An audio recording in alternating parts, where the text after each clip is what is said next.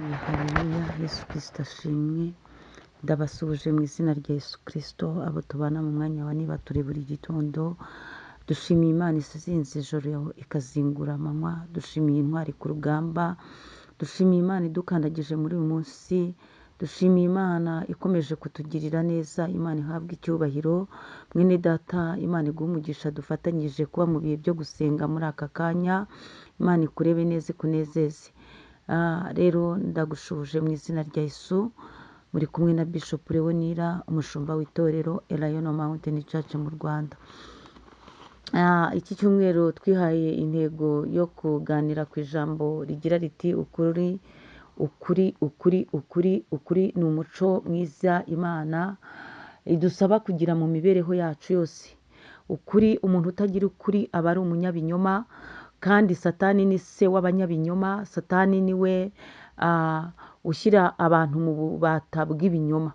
Rero iyo uri umunyabinyoma ndetse ubikunda cyane, burya rwose uba uri umukozi wa Satani. Ariko twasanze ko ukuri ari Kristo, kuko yatubwiye neza ngo ukuri kuzatubatura. Ukuri kuvana abantu mu byaha, ukuri kuvana abantu mu buriganya, ukuri kuvana abantu mu kwitandukanya n'ibibi byose. Imana ishimwe. Yesu rero niwe kuri. Nuko rero nyemerera muri iki gitondo twongere turebe ku ijambo ry'Imana tukiri mu kuri,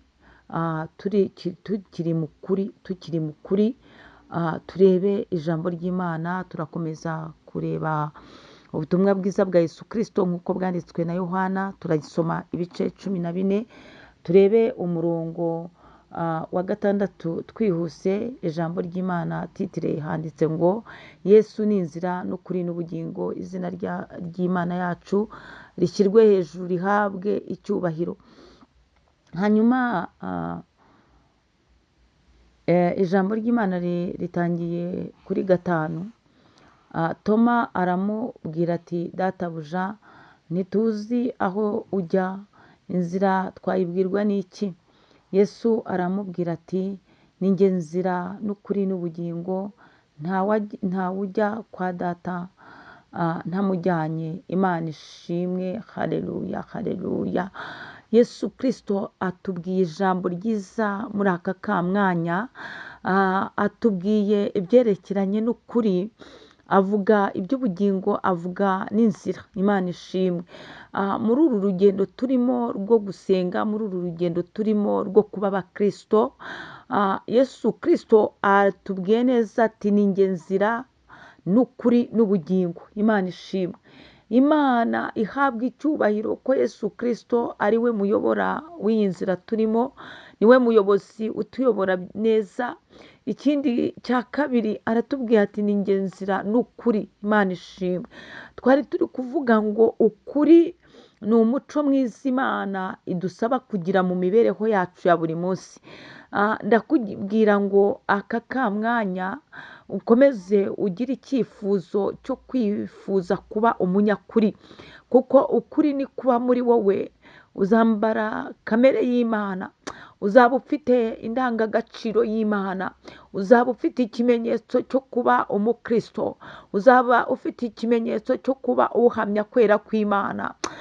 Yesu Kristo abwiye neza Toma, aramubwiye ngo ni njye nzira n'ukuri n'ubugingo. Imana ishimwe.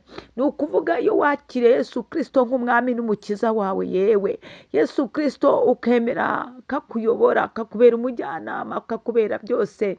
Yesu Kristo ukemera katura muri wowe. Gutura muri wowe kwa Yesu Kristo ni ukumwakira nk'umwami wawe. Imana ishimwe. Ukamwakira nka sobuja, ukamwakira nk'umukunzi mwiza ukwitaho. Imana ishimwe. Ukirinda icyaha n'igisa nacyo. Niyo mpamvu Yesu Kristo avuze ngo ni njyewe inzira n'ukuri n'ubugingo. Imana ishimwe.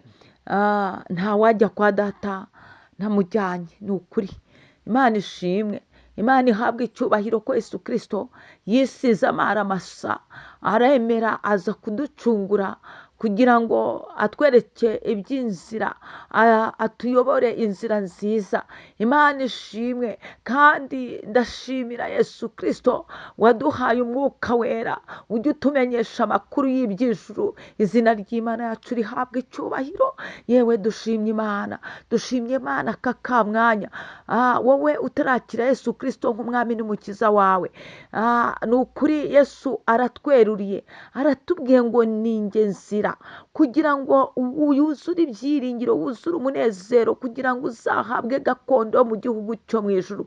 Ni uko wakira Yesu Kristo nk'umwami n'umukiza wawe, ni uko wemera guhinduka umukristo, ni uko wemera guhinduka icyaremwe gishya, ni uko witandukanya n'ayo manyanga yagukoroneje, ni uko witandukanya n'abanyabyaha, ni uko witandukanya n'abanyabinyoma, ni uko witandukanya yewe na kamere yose y'ibyaha. Nawe urabizi ko uri umunyabyaha, nawe urabizi yuko hari icyaha ugendana, mbese wakigize nk'umurimbo, wakigize nka biju wambara. Icyo cyaha rwose n'umuntu ukubonye ahita avuga izina ryawe, akashyiraho n'icyo cyaha cyawe, akavuga ati uriya si runaka, wa muntu ukunda kubeshya cyane, uriya si runaka, wa muntu w'umusambanyi, uriya si runaka, si ruharwa muri iki kintu, si wa muntu ugira inzangano, si wa muntu utongana cyane, si wa muntu wiyenza. Mbese bantu bafite izina ryawe ariko bakagira n'iyindi identification yawe y'ibyaha.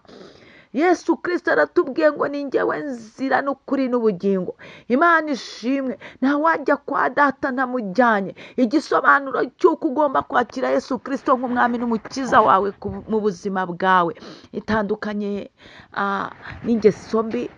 Reka nkubwire, saba mwuka wera gutsindira ibyo byaha, wakira Imana muri wowe mu izina rya Yesu Kristo. Uzi iminsi umaze ariko ntabwo uba uzi iyo usigaje.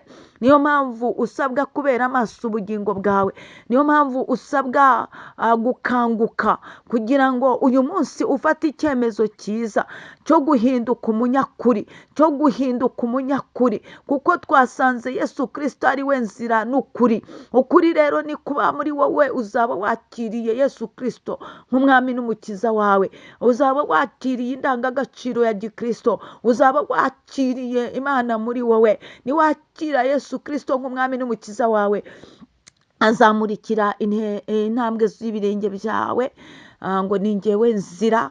Imana izakuyobora inzira nziza ugomba gucamo. Noneho nugira ukuri muri wowe, yego yawe ikaba yego, oya ikaba oya, ugaharanira kuva mu byaha.